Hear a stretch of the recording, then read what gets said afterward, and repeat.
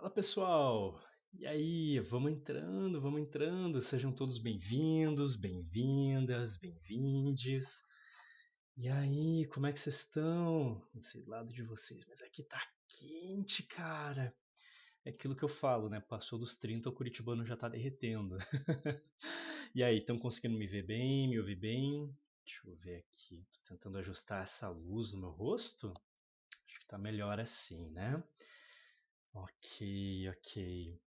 E eu tô com o ventilador ligado aqui no meu pé. Se tiver atrapalhando aqui o áudio, é só vocês me avisarem, por favor.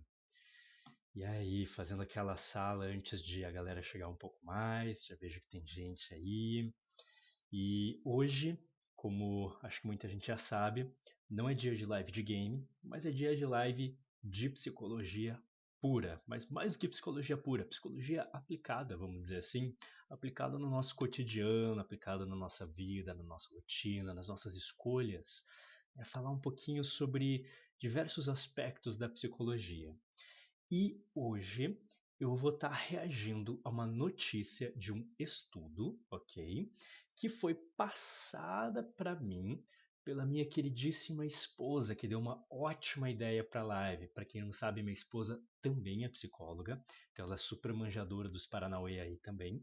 E ela me mandou isso aqui, eu achei que, cara, era perfeita como notícia, pensando que a gente está no bom e velho Setembro Amarelo, que é o que eu tenho falado aí, né, todas as vezes desde que começou setembro, mês da prevenção ao suicídio, que é uma campanha nacional muito importante aqui no Brasil, ok? E eu acho que a gente está falando sobre um tema bem importante que ela mandou, mas já vou dar os spoilers aí. Mas para quem está chegando agora, para quem está vendo pela primeira vez, esse é um quadro Psicologia ao Vivo que eu acabo falando sobre temas relacionados à psicologia, fazendo alguns reacts psicológicos a várias coisas que vocês me mandam. Pode ser notícia, pode ser pesquisa, pode ser matéria, pode ser uma entrevista, pode ser um vídeo, pode ser um meme, pode ser, sei lá, o canal de alguma outra pessoa, né? Pode ser qualquer coisa aí que minimamente tenha a ver com psicologia. Já falei aqui, né, em psicologias ao vivo passadas, em questões de. Vamos ver se eu lembro de todas até agora, não foram muitas. Foi inteligência artificial, ok? Daí eu tive um de comunidade LGBTQIAPN+. E o último foi sobre felicidade no trabalho. Foi um estudo de Harvard, daí no caso, que te trazia a questão do trabalho em equipe, dos relacionamentos como sendo algo muito importante para a manutenção da felicidade no trabalho e, consequentemente, da saúde mental. Hoje a gente também vai falar sobre uma coisinha muito relacionada à saúde mental e que tem a ver com solidão, relacionamentos, mas dessa vez não é só no trabalho. Dessa vez eu estou falando da vida como um todo, ok? Então eu vou só achar aqui. Deixa eu também diminuir o brilho da minha tela aqui. Ah, não, acho que ele já está diminuindo. Acho que já está no mínimo. Ah, já está no mínimo, já está no mínimo. Não, tranquilo, melhor ainda. Então é o seguinte, eu vou fazer a conexão com a minha tela. Cadê? Aqui, Chrome e aqui. Vamos lá, beleza. Ok, ok. Vamos fechar esses aqui que eu estava usando para dar uma complementada. E estamos aqui. É uma reportagem da BBC News Brasil, que é uma plataforma, né, vamos dizer, uma plataforma multimídia muito grande do Brasil, que atinge o mundo inteiro aí. Essa é a versão brasileira, como vocês podem perceber, e ela é sobre notícias, informações e tudo mais. E volta e meia eles têm algumas reportagens bem bacanas, algumas delas são bem longas, muitas vezes envolvendo pedaços de entrevistas com especialistas em algum tema, mas essa é uma que tem um tamanho ok. Eu acho que dá na boa para a gente tancar e levar ela aí nessa 1 hora que a gente tem de conversa, beleza? Então vamos ver aqui. Qual é o tema? Né? O título da reportagem, lembrando que ela é de 2009, ela é um pouco mais antiga, mas ela é bem importante. Mas o título é Solidão pode ser tão nociva quanto o cigarro, diz especialista. Sempre tem aquela a reportagem sempre tirando o corpo fora, como sempre, como eu falo, né? Segundo tal especialista, né?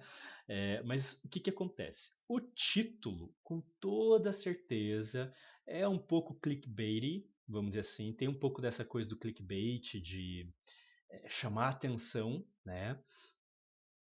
Tá fazendo aqui claramente a relação com os danos à saúde causados pelo cigarro, e pelo que está falando, né, foi um especialista que disse isso. Mas é óbvio que o importante da reportagem não é a comparação com o cigarro. Quero deixar claro logo desde cara aqui. Mas o importante são os efeitos negativos na nossa saúde, inclusive física, não estamos falando só de saúde mental, que a solidão nos traz. E é uma ótima oportunidade para a gente falar um pouco da neurologia por trás disso. Então, o negócio é o seguinte: é, a gente vai dar uma olhadinha e a gente vai falar um pouco sobre neurologia, sobre psicologia evolutiva, ok? E vai falar um pouquinho sobre pesquisa, sobre solidão e sobre saúde mental. Mas uma coisa eu quero deixar bem claro para todo mundo que passar por aqui. Assim como em todas as minhas lives, independente se é esses reacts psicológicos da psicologia ao vivo, ou se são minhas lives de game de domingo, por favor, eu quero que vocês se sintam completamente à vontade para conversar comigo, ok? Não quero que isso vire uma aulinha, vamos dizer assim. Quanto mais interação eu tiver, melhor. Então eu recomendo não, eu sugiro a todo mundo que tem um pouquinho de vontade, né? Não se preocupe, não vou fazer troça, não vou tirar sarro. Todos os comentários, todas as perguntas, todas as ideias são muito bem-vindas, ok? E vamos entrar então de cabeça nesse assunto. Então vamos lá. Temos aqui uma legenda dessa, dessa imagem em altíssima resolução, né? Que é, para especialista, o isolamento social pode alterar funções do cérebro. Isso não é grandes coisas. Eu quero deixar bem claro que quase qualquer coisa, quase qualquer experiência, ainda mais se for uma experiência muito intensa ou uma experiência muito constante, a gente está falando de isolamento social como uma experiência longa, né? Quase tudo pode afetar o funcionamento cerebral do cérebro. O funcionamento cerebral do cérebro é bonito, né? Mas quase tudo pode alterar o funcionamento cerebral ali, o funcionamento do nosso sistema nervoso central com grande facilidade. Não precisa ser um psicotrópico, por exemplo, que é uma substância que a gente acaba ingerindo, né, que a gente acaba que entra no nosso corpo, um composto químico de alguma forma que atua no sistema nervoso central, né? Isso é psicotrópico. Pode ser remédios, pode ser psicotrópicos recreativos mais lícitos, como café, álcool, cigarro, ou ilícitos, né? Maconha, cocaína, etc. Todas essas coisas afetam o funcionamento cerebral do cérebro com toda certeza. Por isso, funcionamento cerebral do cérebro tá difícil hoje, mas afetam o funcionamento cerebral, o funcionamento do sistema nervoso central, né? Cérebro, cerebelo, medula espinhal, e a gente acaba tendo essa modificação. Mas coisas que não são necessariamente substâncias, como experiências que a gente passa, e com toda certeza isolamento social é uma dessas experiências duradouras, vão acabar afetando as funções cerebrais. E dessa vez eu não vou falar do cérebro, ok? Então, como isso acontece? Essa é a diversão, isso é o que a gente vai entender um pouquinho mais agora e quais são os efeitos disso. Mas também uma coisa é muito importante. Quando a gente fala de funções cerebrais alteradas, mesmo quando a gente está falando de psicotrópicos, muitas, arrisco dizer a maioria das vezes, quando a gente está falando de experiências ou algo assim, a maioria das vezes a gente vai ter essas funções cerebrais alteradas de maneira temporária. O quão temporário varia muito da neurologia de cada um, da experiência, enfim. Né? Algumas são temporárias, mas é quase a vida inteira. E assim, outra coisa que é importante é, quanto mais cedo na vida a gente está passando por algumas experiências, a reportagem não fala sobre isso, mas é interessante adicionar, como por exemplo, um isolamento social muito crucial ali no desenvolvimento da adolescência, isso vai ter efeito muito mais duradouro no funcionamento cerebral para o restante da vida, ok? Porque eu não sei se vocês sabem, mas o nosso cérebro ele termina de se desenvolver, ok? Mais ou menos, em média, pelo que as pesquisas recentes têm mostrado, ali pelos 25 anos de idade, ok? Então é uma coisa assim que é bem importante, né? Porque durante a adolescência, boa parte do cérebro ainda está em desenvolvimento. E se alguma coisa modifica o funcionamento do cérebro enquanto ele está num desenvolvimento ainda mais intenso, isso vai trazer consequências mais duradouras para a psicologia e para vamos dizer assim, é, o funcionamento neuronal, né, daquela pessoa, né? Me fugiu o termo agora que estava na ponta da língua. O Puxa vida, não é a neuroanatomia, é a. Me fugiu agora. Odeio ficar com palavras que eu acabo esquecendo. É a. Eu vou lembrar ainda, pessoal. Me desculpe. Mas é o funcionamento cerebral, é só uma palavrinha mais bonita. Então, o que acontece? A fisiologia do cérebro, no caso, né, é neurofisiologia. Perfeito, consegui finalmente lembrar, que é o funcionamento. Quando a gente fala de fisiologia, né, é o funcionamento, fisiologia de um órgão, fisiologia de alguma parte do corpo ou algo do gênero. Não é a descrição anatômica, né, é a questão mais funcional, de como aquelas coisas interagem e funcionam e etc. Tá bom? Então vamos lá. Então aqui nós temos a explicação básica, né? O isolamento social prejudica a saúde e pode ser tão nocivo quanto fumar, de acordo com o pesquisador John Cacioppo, eu acredito, professor de psicologia da Universidade de Chicago, uma universidade bastante renomada dos Estados Unidos, e um dos mais renomados pesquisadores sobre solidão dos Estados Unidos. Ok, vamos lá. Um novo estudo para 2009, realizado por Cacioppo e outros pesquisadores da Universidade de Chicago, indica que a solidão afeta o comportamento das pessoas e a forma como seus cérebros funcionam. A pesquisa, apresentada durante a conferência anual da American Association for the Advancement of Science, AAAS, utilizou exames de ressonância magnética, fMRI, sigla em inglês, para estudar as conexões entre isolamento social e atividade cerebral. Quero fazer um parênteses muito rapidinho aqui. Gente, vocês iriam ficar pasmos do quanto que a gente tem conseguido tirar de conclusão sobre o funcionamento cerebral e sobre o que provavelmente está, entre aspas, passando pela cabeça das pessoas através de exames de neuroimagem, como, por exemplo, a ressonância magnética. A gente consegue descobrir muita coisa através dos padrões de ativação neuronal, principalmente quando a gente vai mapeando mais e mais coisas, mais estados de funcionamento de diferentes tipos de pessoas, de diferentes cérebros, né, de pessoas, por exemplo, com algum tipo de neurodivergência ou alguma coisa assim, né, e entender, ok, esse padrão, mas olha, essa pessoa tem esse padrão quando tal coisa acontece. Isso sugere algumas, como eu posso chamar? Algumas conclusões, algumas hipóteses de como o cérebro da pessoa está funcionando naquele momento de uma maneira maravilhosa. E isso aqui é 2009. A gente, com toda certeza, sempre está avançando em como que esses exames de neuroimagem, como a ressonância magnética acabam sendo feitos, né? Sempre tem alguma novidadezinha, alguma coisa, a gente vai ter muito mais novidade para frente, que vai permitir a gente entender mais profundamente o funcionamento cerebral, ok?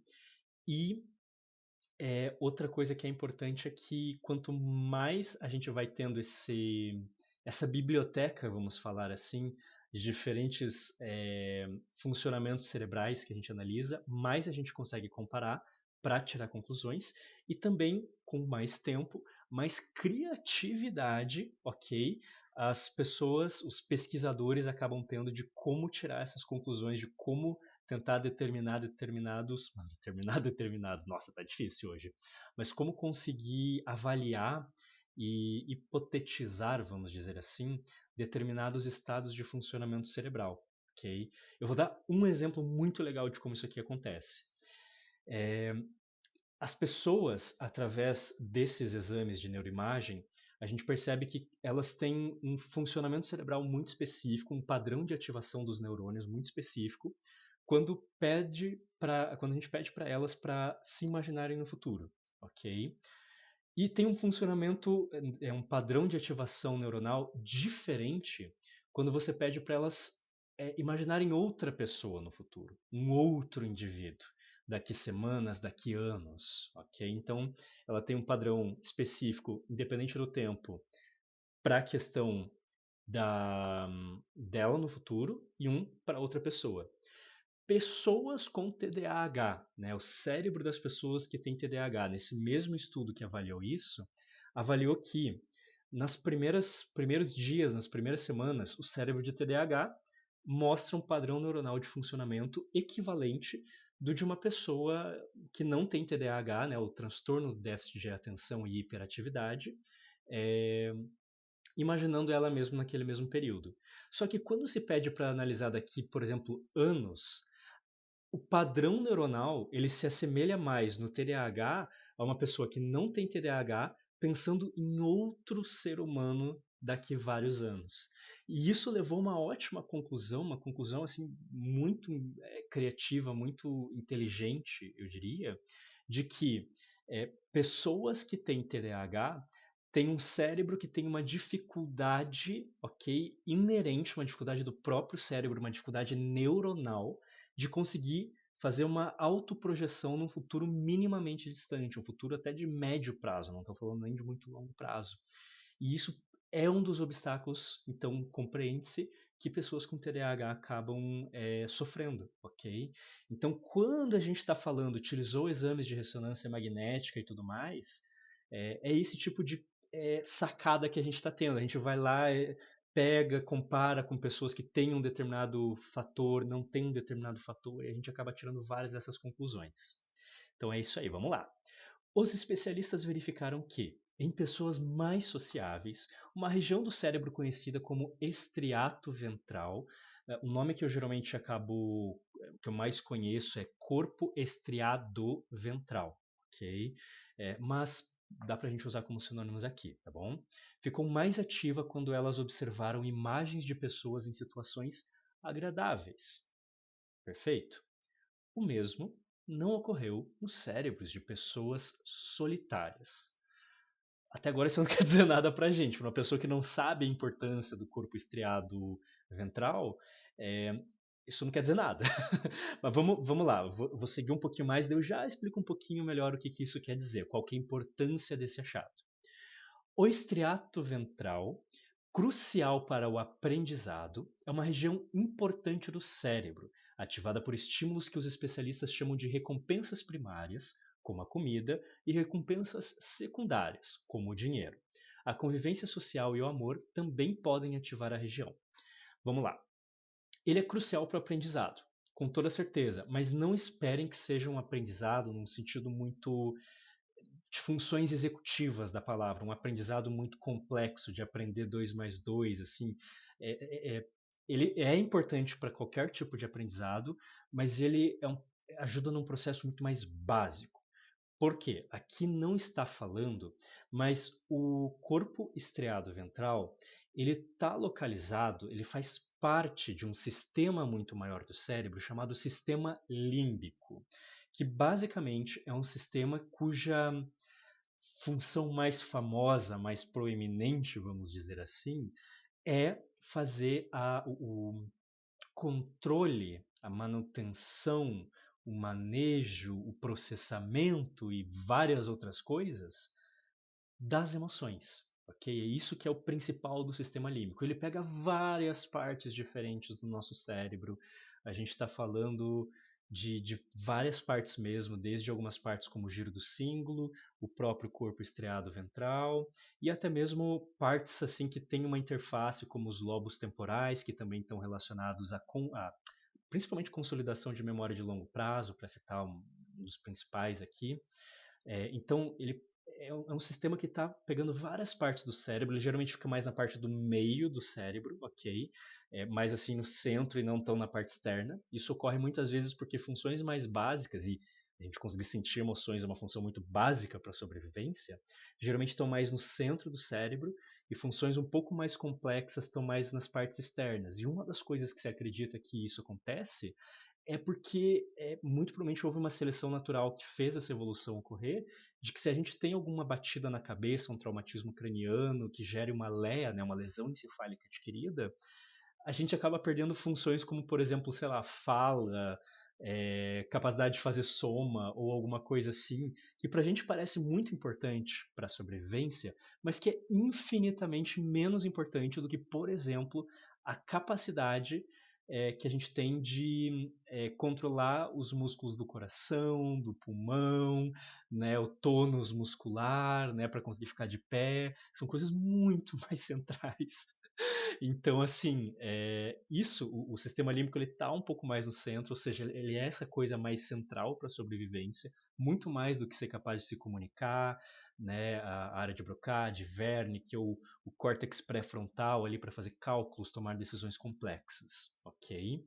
E então ele faz parte desse sistema límbico. E como que ele funciona para ajudar no aprendizado dessa maneira bem simples, mas muito importante que eu estou falando? Através do que os neurologistas, neuropsicólogos e pessoas que estudam especificamente essa área chamam de recompensas primárias e recompensas secundárias.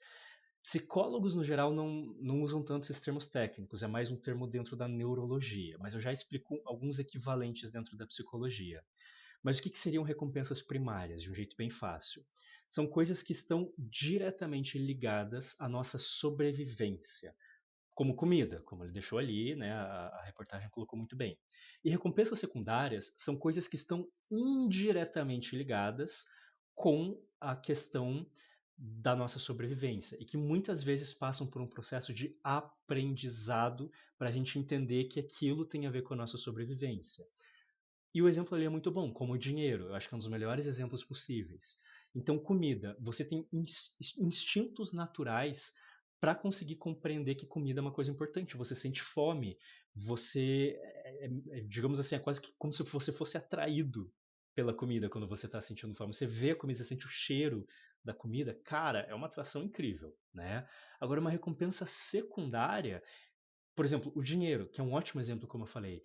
Você não nasce com o instinto de saber que dinheiro é uma coisa importante. Você tem que passar por um processo de aprendizado ao longo da vida, para entender que dinheiro tem a ver com a manutenção da sobrevivência, na maior parte, não em todas, mas na maior parte, atualmente, das culturas, das sociedades humanas modernas. Ok?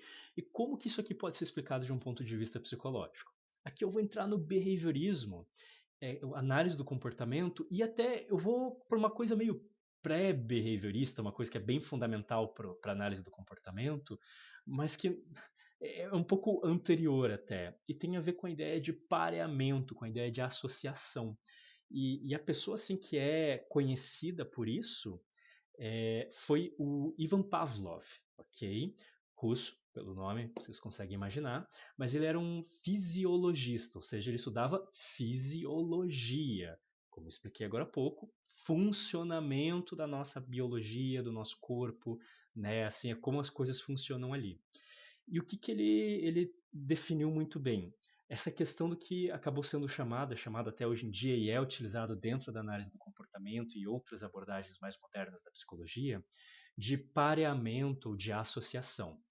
O que eles estão chamando, que os neurologistas chamam de recompensas primárias, ele vai dizer que é um estímulo. Como é que é? Puxa, me fugiu agora. É incondicionado? Nossa, eu vou ter que dar aquela coladinha. É o estímulo, como se fosse um estímulo natural, primitivo. Vamos lá, vamos lá. Estímulo Pavlov. Eu devia ter dado uma retomada nisso aqui, né? O condicionamento clássico. É o estímulo. Puxa vida, eu quero não errar com vocês, pessoal. É... Eu tô na cabeça que é incondicionado. Ah, puxa vida. Estímulo incondicionado. Tô correto mesmo. Ok, não falei besteira, não falei besteira. Falei, incondicionado mesmo? Não, é incondicionado. Então, é o estímulo incondicionado, ou seja, você não precisa passar por um condicionamento, ok? Então, o que, que o Pavlov fez, né? Você tem um estímulo incondicionado, que é essa coisa como, por exemplo, comida, e no caso, o experimento mais famoso dele foi justamente utilizando comida. Ele tinha vários cães no laboratório dele, e ele teve uma utilização de comida, né, de apresentar, de dar comida para os cachorros. Então ele percebeu fisiologicamente que o cachorro tem uma resposta natural, que é começar a salivar. Ok? Então ele saliva quando ele vê a comida, ele está com fome. E aí ele começou a usar um estímulo neutro, tá certo? O estímulo neutro que ele estava usando era um estímulo sonoro, ou seja, ele tocava uma sinetinha que fazia um som. E ele começou, e essa sineta não queria dizer nada para os cachorros, era um estímulo neutro, whatever, né, vamos dizer assim. E ele tocava essa sineta justamente na hora que ele dava comida. Com o passar do tempo e várias vezes que os cachorros foram expostos ao estímulo neutro e o incondicionado, ou seja, o sininho na hora da comida, os cachorros naturalmente começaram a parear, a serem condicionados, né, a associar o sininho, o som do sino, com a presença de comida. Né? Então aquilo que era um estímulo neutro passou a ser um estímulo condicionado, ok? Ele começou a ser pareado com a comida. Eles sabiam que o som do sino quer dizer presença de comida, que é uma recompensa primária. Ou seja, dá mais ou menos para a gente dizer, eu acho que dá com 99,9% assim de igualdade para dizer assim que o estímulo condicionado, o estímulo neutro que virou condicionado agora, é a recompensa secundária. Se a gente aprende e associa dinheiro com, por exemplo, aquisição de comida, o dinheiro, que era um estímulo neutro, vira um estímulo condicionado, ok? Então, uma recompensa secundária, beleza? Então, é assim que esse corpo estriado ventral ele acaba conseguindo fazer esse processo de aprendizado. Ele contribui muito dessa forma com o nosso processo de aprendizado, certo? Vamos lá. Empatia.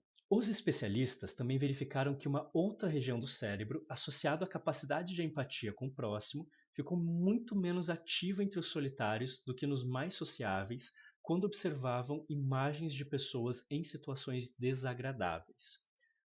Pausa. Vou ter que voltar nesse ponto anterior, porque eu não lembrava que ele acabava logo aqui. Então, por que isso aqui é importante, gente? Esse negócio do estriado ventral aqui, né? Se a gente tem uma resposta menor, né? Vamos voltar aqui, né? Como é que ele falou? Essa região ficou muito mais ativa quando elas observavam a imagem de pessoas em situações agradáveis. O mesmo não ocorreu nos cérebros de pessoas solitárias, né? Ou seja, a gente está tendo uma ativação menor disso aqui. E essa ativação menor, né, dessa recompensa, essa parte do cérebro que sinaliza essa recompensa, isso é muito negativo, porque ela está sendo menos recompensada, ela tem menos tendência de motivação, de conseguir alguma coisa, de fazer um aprendizado, né? Então, isso é muito importante. E agora a gente está falando aqui, poxa, baixa também a empatia, né? E por quê? E aqui, aspas pro Capócio. Capó, meu Deus, Cassiopo. Aspas para o Cassiopo. Devido aos sentimentos de isolamento social, indivíduos solitários podem ser levados a buscar um certo conforto em prazeres não sociais. O professor cita como exemplos comer ou beber demais. Então é muito comum que, se a gente tem um isolamento social, a gente acaba é, criando, vamos dizer assim, mecanismos e padrões comportamentais que de fato fazem com que a gente tente ser um pouquinho mais autossuficiente. Mas a gente vai ver que isso aqui não funciona, tá? Mas a gente tenta ser um pouquinho mais autossuficiente. O professor aqui, o Cassiopo, ele falou comer ou beber demais. Então a gente vai para atividades mais individuais que acabam auxiliando muito, mas que vão dando essa, vamos chamar assim, de uma certa ferrugem nesse mecanismo de empatia, ok? Outras coisas que podem acontecer é a gente cair muito em relações parasociais. Relações parasociais são aquelas com alguém que nem sabe que a gente existe. E a gente consome, digamos assim, conteúdo daquela pessoa, sabe da vida daquela pessoa, mas ela nem sabe que a gente existe. Isso pode acontecer tanto com uma pessoa real, uma pessoa famosa, por exemplo, um youtuber, um influencer, um VTuber, nossa, com toda certeza, ou com indivíduos, né, que não são pessoas reais. Por exemplo, inteligência artificial, aqueles chatbots, né? Não estou falando só do chat GPT, estou falando muito da réplica, por exemplo, ou de outras semelhantes, né, que são muitas vezes apps voltados para se passar por companheiros ou companheiras virtuais do usuário do programa, né? Ou até mesmo personagens fictícias, né, de um livro, de uma série, de um filme ou qualquer coisa do gênero.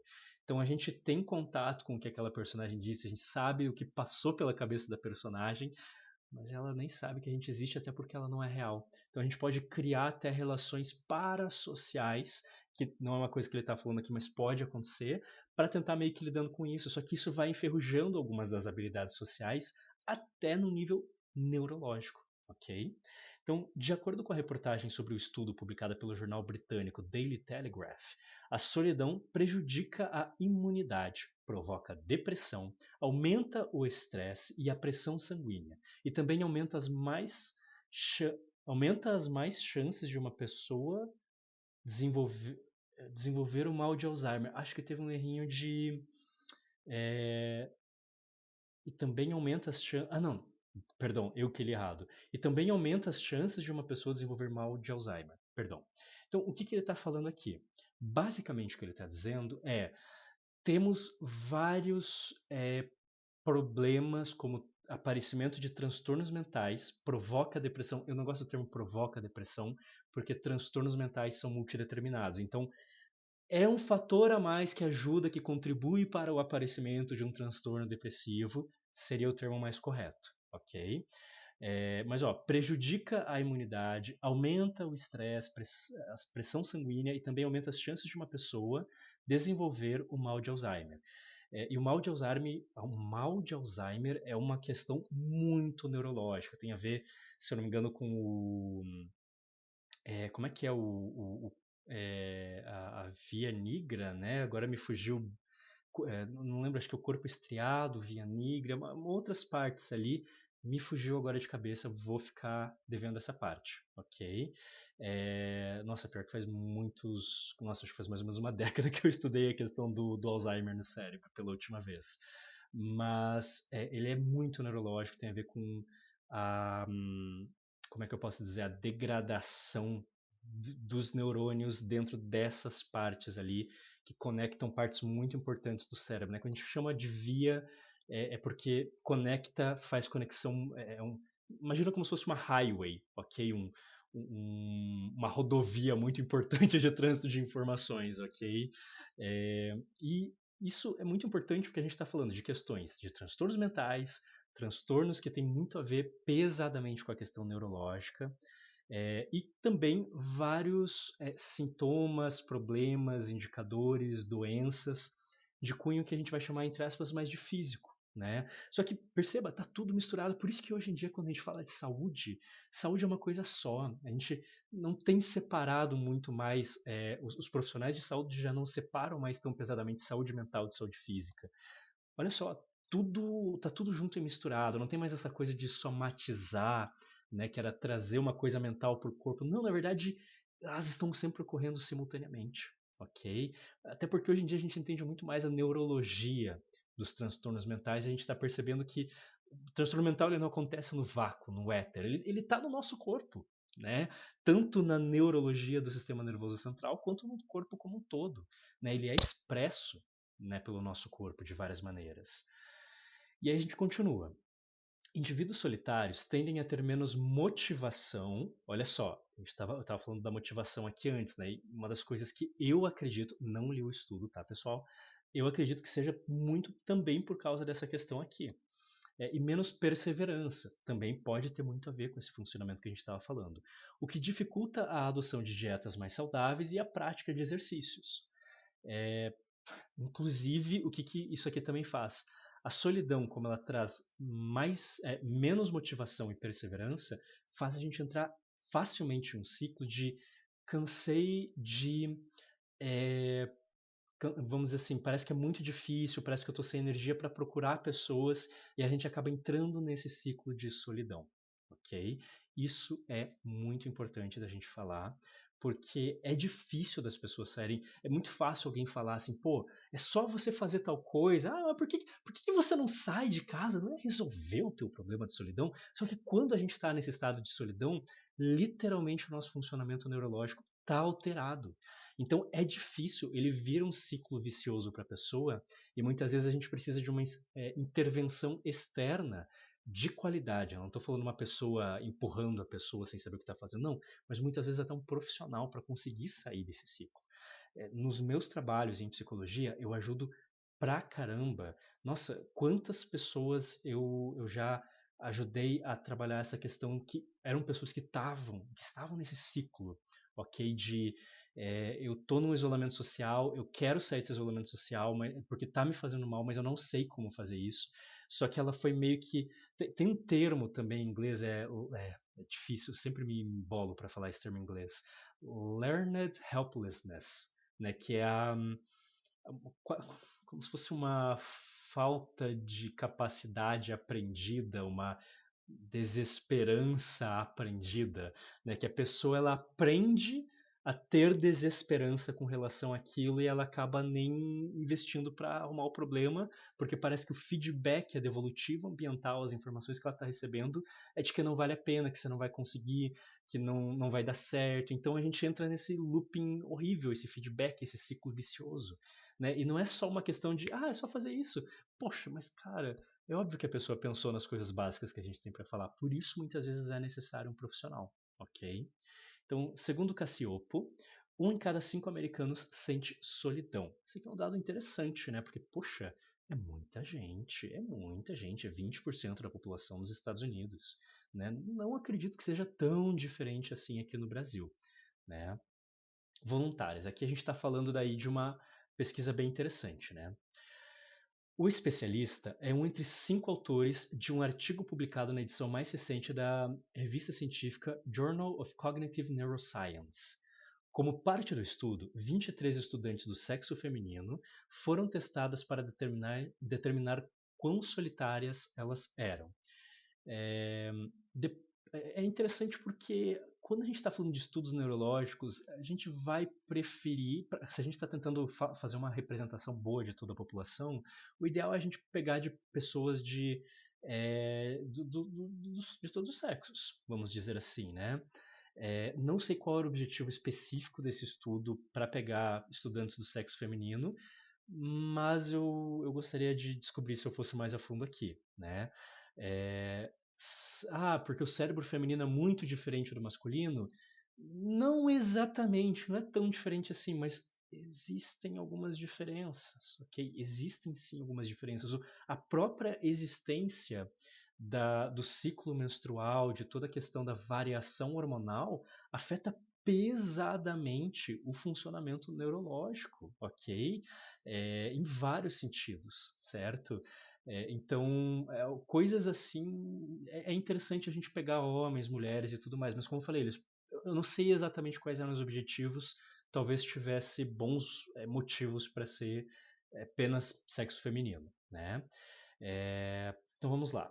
Depois, enquanto seus cérebros eram monitorados com exames de ressonância magnética, as participantes observaram imagens de situações desagradáveis, como conflitos humanos, e de situações agradáveis, como pessoas felizes. Entre as voluntárias classificadas como solitárias, verificou-se uma menor probabilidade de atividade intensa no estriato ventral quando elas observavam pessoas se divertindo. Então, vamos voltar naquele ponto que eu disse antes, que eu senti até que eu não expliquei tão bem, né? Então, as solitárias tinham menos atividade naquela parte vamos dizer assim, naquela parte do cérebro que está relacionada com a sensação de recompensa primária ou secundária, né, de ver uma coisa legal, de sentir aquele bem-estar, aquela felicidade, aquela satisfação, né? Super resumindo, tá, pessoal? Quando observavam pessoas se divertindo. Isso tem tanto a ver com a questão da empatia, mas também pode ter a ver com a questão de. Sabe quando você não tá. Você tá no meio de uma galera e você se sente solitário, mas daí pela primeira vez você está no meio de uma galera e mesmo assim você continua sentindo aquela solidão, parece que não está sendo tão satisfatório, parece que você não está na mesma vibe, na mesma sintonia que as outras pessoas. Neurologicamente a gente está falando disso aqui, ok? Você fica mais insensível às coisas boas que acontecem. E quando você fica menos sensível, não sei, e pode ser pessoal aqui, talvez seja um mecanismo do cérebro de tentar se proteger, né? Se você fica menos sensível, você fica menos sensível teoricamente à falta também. Então você talvez não sinta tão pesadamente a falta, só que daí quando é uma coisa positiva, você não sente tão pesadamente a coisa positiva, né? Falta um reforçador, como a gente falaria, no comportamento operante dentro da análise do comportamento, né? Então, não tendo isso, você vai ter um problema, porque a pessoa ela fica um pouquinho mais imune bem entre aspas, um pouco menos com o peito aberto, sangrando ali, vamos dizer, quando ela está sozinha, quando não tem reforçadores, mas quando tem reforçadores externos ocorrendo, ela também é menos sensível a eles. Então, uma faca de dois gumes, você joga tudo fora porque você não consegue desligar só um lado. O cérebro potencialmente desliga os dois lados. Eu já vi muito essa hipótese e eu misturo um pouco com uma hipótese minha aqui, né? Então isso pode muito bem acontecer, talvez isso explique um pouquinho disso aqui. E isso é muito complicado, porque daí quando a pessoa tem os primeiros bons momentos que pode ajudar ela a sair, ela não consegue porque aquilo não está afetando ela tanto, não deixa ela tão feliz, tão saindo da sensação de solidão. Isso é muito central no processo depressivo, inclusive, né? Isso a gente sabe muito bem da neurologia da depressão, que neurologia, no modo de dizer, né? Da fisiologia neurológica, da neurofisiologia da depressão, que isso ocorre. Há certos outras partes ali do sistema límbico também sofrem uma modificação que dá muito a gente a entender isso, ok? E aí, olha só, acabei dando um pouco de spoiler aqui, na verdade, até tinha esquecido que tinha essa próxima parte. Embora a solidão possa influenciar a atividade cerebral, a pesquisa também sugere uma relação inversa. E eu amei essa frase, eu amo quando eles falam da maneira correta. A pesquisa sugere. Geralmente, quando a gente está falando dessas pesquisas, uma única pesquisa não comprova com toda e absoluta certeza quase nada. São pouquíssimas pesquisas que a gente pode dizer assim. São mais geralmente no núcleo das ciências duras ali, que é mais fácil a gente falar isso, mas principalmente fora disso, até na questão biológica e etc., pesquisas sugerem, ok? Elas não concluem pesadamente nada. Muitas vezes são várias pesquisas que precisam confirmar a sugestão da primeira pesquisa, dos dados mostrados pela primeira pesquisa, e o conjunto de várias pesquisas sobre aquilo, a gente pode dizer, não, acho que a gente já está podendo dizer que é uma certeza. É assim que se faz ciência, não é uma única pesquisa, porque uma única pesquisa pode ser muito mal feita em vários sentidos, tá? Eu não vou nem entrar no tema de meta-análise e tudo mais hoje, isso aí vai ficar para outro dia. Então a pesquisa também sugere uma relação inversa, ou seja, que a atividade no estriato ventral pode levar a sentimentos de solidão, segundo o pesquisador Jan Dessity, outro autor do estudo. Cara, isso aqui é muito importante, ou seja, se você já está, né? Então primeiro o que geralmente vai acontecer com as pessoas? Elas estão num momento da vida por exemplo, o adolescente que está sendo isolado, está sofrendo bullying e etc., né? Ela está passando por um isolamento imposto sobre ela, ou uma pessoa que se mudou para outro país, está há muito tempo porque ela não está conseguindo fazer amizades lá, a cultura é muito diferente, ela tem dificuldade com a língua e tudo mais, ela está num isolamento social. Muita coisa pode acontecer que causa esse isolamento. Pandemia. A pandemia foi um exemplo do isolamento social que não foi a gente que escolheu necessariamente. Né? Se a gente queria muitas vezes sobreviver, a gente tinha que se isolar. Né? Então, isso muda o funcionamento cerebral. Só que esse funcionamento cerebral, mais tarde, aí a gente volta a falar com pessoas, tem as primeiras oportunidades, saiu da pandemia, aprendeu a língua, mudou de colégio, não está mais sofrendo bullying, e aí a gente volta a falar com pessoas e ter relações e a gente continua se sentindo solitário por bastante tempo. Então é uma coisa que muitas vezes demora para estabilizar. Lembra que eu falei lá no comecinho que muitas coisas, inclusive experiências, modificam o funcionamento do cérebro, só que a maior parte delas é temporária, ok? Só que esse temporário pode levar muito tempo e a gente não vai conseguir. Eu não estou por dentro de nenhum estudo, até seria muito interessante, mas teria que ser um estudo longitudinal de vários anos, que é mais difícil de fazer com toda certeza, para tentar ver é, quanto tempo leva para esse tipo de coisa voltar a um funcionamento normal, né? Se é que volta, né? Eu imagino que volte, eu vou ser bem sincero. A minha evidência anedótica de prática clínica, né? Ou seja, as coisas que eu presencio me levam a crer que deve voltar. Mas é para ter certeza que a gente precisa de várias pesquisas, ok? Eu não estou sendo dono da razão, eu não sou o pesquisador que está fazendo isso aqui, ok? Então vamos lá. Então, aspas para o Dessery. O estudo levanta a possibilidade intrigante de que a solidão pode ser o resultado de uma redução na atividade associada à recompensa no estriato em resposta a estímulos sociais. Resumo de tudo que a gente estava falando. Ao tentar explicar ao jornal Daily Telegraph as razões por trás de um mecanismo como esse nos seres humanos, Cacioppo mencionou as teorias do biólogo britânico Charles Darwin. A necessidade de conexão com o outro teria suas raízes na evolução da espécie. Aí a gente entra numa parte que eu também amo, que a gente pode falar tranquilamente de psicologia evolutiva, que é quase como se fosse uma irmã, vamos dizer assim, da biologia evolucionista, né?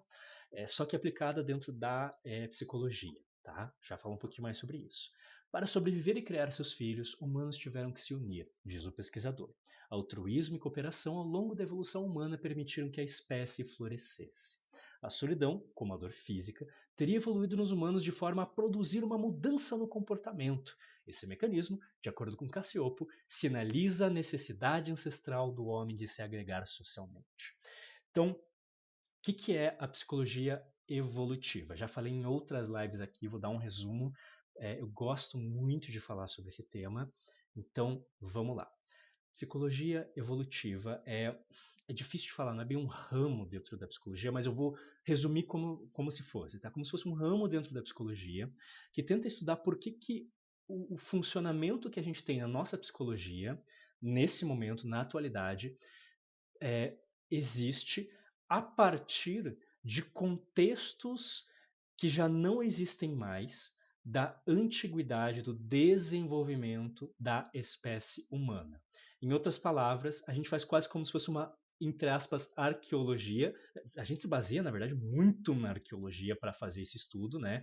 À medida que a arqueologia vai atualizando os seus achados sobre qual era o ambiente humano, a arqueologia, a geologia, né, tudo na verdade, né, mas como que era o ambiente humano, ok, em tempos muito antigos, quando a gente ainda estava se desenvolvendo enquanto espécie, né, dando os passos dentro de virar Homo sapiens sapiens, né, é, e como que eles foram mudando essa evolução final, ok?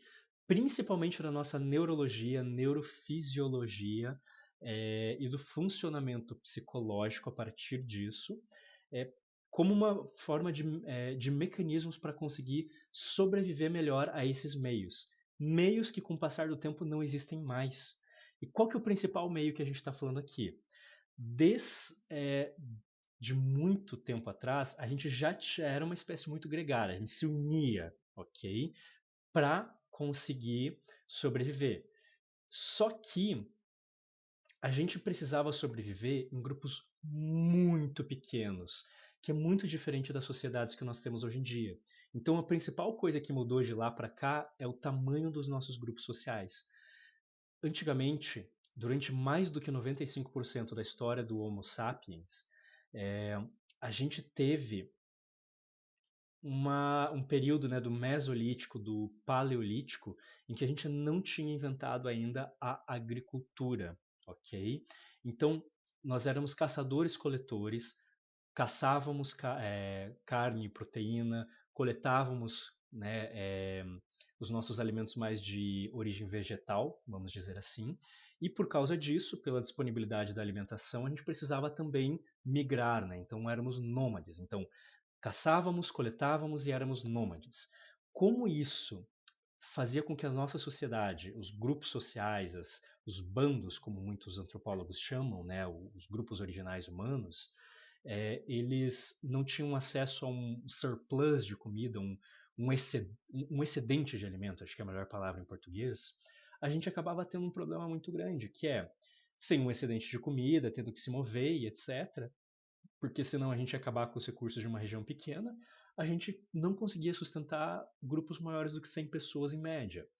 Ah, a gente tem pesquisas aí, né? A arqueologia mostra que alguns grupos chegavam até quase 200 pessoas, mas em média o que parece que existe até hoje de consenso na arqueologia é menos de 100 pessoas, ok? Então a gente tinha esses bandos de menos de 100 humanos ali que passavam a vida inteira juntos. Claro, existia contato muitas vezes entre bandos, mas os bandos não iam ficar muito na mesma região também tendo um contato tão grande porque eles iam acabar competindo por recursos muitas vezes. Então tinha contato, tinha troca, tinha até um pouco de, entre aspas, um comércio, né? É, trocas culturais, encontros românticos barra sexuais, com toda certeza. A gente teve isso até com os neandertais, inclusive, né? A gente tem todo ser humano tem um pouquinho, ou pelo menos quase todo ser humano, alguns lugares, alguns pedaços do globo, isso é quase zero, zero, mas boa parte da humanidade a gente tem um pouquinho de DNA neandertal por causa dessas trocas, mas de modo geral a gente passava mesmo a nossa vida naquele grupo de menos de 100 pessoas. E cara, era um grupo de 100 pessoas que todo mundo se conhecia, ok? A gente precisava contar um com o outro. Isso era muito importante. Falei disso um pouquinho no vídeo passado sobre a necessidade de trabalho em equipe, que é um instinto natural do ser humano e que tem a ver com a saúde mental e a felicidade no trabalho. E aqui a gente está falando no geral, porque a gente está falando de solidão. Então, o que acontece? Como a gente vê nesses grupos pequenos, todo mundo precisava se ajudar para conseguir sobreviver. A gente já tem achados arqueológicos que demonstram que, por exemplo, uma pessoa que tinha uma deficiência, que não tinha um braço, que sofria de problemas muito graves, crônicos, dores, que tinha nascido com deficiências físicas, ok? Essas pessoas eram amparadas pelas outras pessoas dos bandos e eram até certa medida membros funcionais da sociedade, segundo os achados, ok? Marcas em ossos, em dentes e etc, sabe? Que demonstrava que tinha marcas ali de que eles faziam de fato é, trabalhos dentro do bando e eles às vezes até cirurgias mega primitivas eram realizadas em algumas pessoas para aumentar a expectativa de vida daquelas pessoas que tinham esses problemas crônicos, ok? Então a gente trabalhava muito em conjunto. Algumas pessoas defendem até chamam é como se fosse um socialismo, assim, um hipersocialismo e tudo mais. E até certo ponto é verdade. Eu acho exagero, eu acho que é uma falácia muito grande chamar de socialismo, porque o socialismo em si exige muito mais características do que só a gente ter tudo meio que em pé de igualdade. Não, o socialismo é uma coisa muito mais moderna e que exige uma sociedade muito maior para existir. Então eu acho meio bobagem chamar de socialismo isso, né? Um socialismo pré-histórico. Mas a ideia é interessante, assim, realmente era uma coisa de mais igualdade, todo mundo precisava se ajudar. E por causa disso, né, imagina só, se você era mal visto pelo restante do grupo, você poderia ser isolado e até mesmo, segundo o que a gente tem na arqueologia, alguns indícios, você poderia ser exilado. E ser exilado de um grupo era uma sentença de morte, porque você ia ter que sobreviver sozinho. E sobreviver sozinho é muito difícil, porque se você estivesse caçando, porque você precisava caçar para ter proteína, você podia quebrar a perna, ninguém ia poder cuidar de você, e com a perna quebrada você não ia conseguir caçar e você iria morrer de fome. Então era uma sentença de morte. Então, já que 95% da história da humanidade a gente passou nessa época pré-agrícola, em que a gente não, que a gente era caçador-coletor, e 95% do nosso cérebro, essa reta final do desenvolvimento do Homo sapiens, né, foi nesse ambiente, é óbvio que a gente deve ter criado instintos psicológicos amparados, né, baseados na nossa neurologia, na neurofisiologia, para fazer exatamente isso que está ali. Da mesma maneira como não é gostoso sentir dor, mas a dor indica, cara, tá doendo o teu braço, você cortou, né, quebrou o braço, por exemplo. Cara, Arthur, né, o cérebro tá mandando a mensagem por meio da dor. Arthur, não fica fazendo isso com o braço. Para de forçar o braço, cara. Vai regenerar errado o osso, não vai fechar, vai ser pior. Você quer ficar com o braço torto, cara. Você tá louco, velho. O cérebro tá dizendo isso, só que na verdade ele só tá fazendo sentir dor. Mas é isso que o cérebro tá tentando fazer. Ele tá tentando fazer preservar o membro que tá doendo. Assim como fome não é legal de sentir, mas indica a necessidade de comida. A solidão, ela, assim, segundo essa ideia aqui, que funciona completamente dentro das hipóteses da psicologia evolutiva, é essa ideia de como se fosse uma fome, só que de contato humano. Então, seria uma necessidade instintiva do ser humano de se agregar para sobreviver, porque os seres humanos provavelmente que mais se agregavam para sobreviver, que tinham esse instinto de querer estar junto, querer estar nesse grupo em que todo mundo se ajudava, em que a galera tentava ser o mais gente boa um com o outro, porque o estar vivo amanhã dependia de todo mundo fazer isso, era muito importante. Né? E isso foi provavelmente, segundo Charles Darwin ali, parte da seleção natural. Os que não tinham talvez esse instinto tão forte, talvez fossem os que tinham mais comportamento de se afastar de grupo, de tentar fazer as coisas por conta, ser o lobo solitário, entre aspas, e provavelmente morriam mais cedo e não passavam os genes para os descendentes, ok? Então isso é a seleção natural funcionando, ok? Essa é a hipótese. E isso também explica muito de por que a gente acaba tendo muito dessa sensação com relação ao medo de ser rejeitado, medo de ser mal visto e tudo mais. É uma outra teoria, uma outra hipótese muito boa dentro da psicologia evolutiva e vem de todo esse mesmo rolê, que é se o restante do grupo me vê com maus olhos, por exemplo, se eles acham que eu estou roubando a comida do restante, que eu não estou sendo gente boa, que eu traí alguém, traí no sentido de, sei lá, joguei um cara na frente do leão na hora ali pra conseguir caçar o leão, eu joguei o cara na frente do leão pra pegar o leão. Pô, sacanagem, né? Muito sacanagem. O cara serviu de isca ali e tudo mais, todo mundo ficou de cara. Então, é, é muito provável que essa nossa ansiedade social, que é o termo que a gente usa mais hoje em dia na psicologia, né, é também uma forma da gente se defender de pensar, caramba, os outros verem a gente é muito importante, né, verem com bons olhos. Isso é necessário para minha sobrevivência, porque senão eu vou ser exilado, eu vou morrer sozinho, não vou passar mais anos para frente. Foram 95% da história da humanidade assim. Quando a agricultura foi inventada, ela foi inventada em alguns lugares, foi se espalhando, não foi uma coisa que obviamente toda a humanidade inventou e todo mundo já estava utilizando. Quando ela foi inventada, a gente conseguiu ter um excedente de comida que permitiu a gente parar num lugar, seres humanos se especializarem em coisas diferentes. Antigamente os seres humanos faziam, cada um fazia meio que tudo, assim, né? Todo mundo sabia meio que tudo. Isso foi criando sociedades maiores porque a gente conseguia ter mais gente em um lugar só, ok? E com excedente de comida, não ia passar tanta fome, né? Exceto situações muito exageradas, como secas e etc.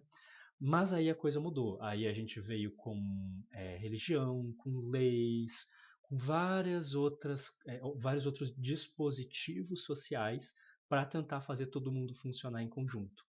Mas em 95% da história da humanidade funcionou muito bem esse negócio aqui. Né? 100 pessoas, está todo mundo junto o tempo inteiro.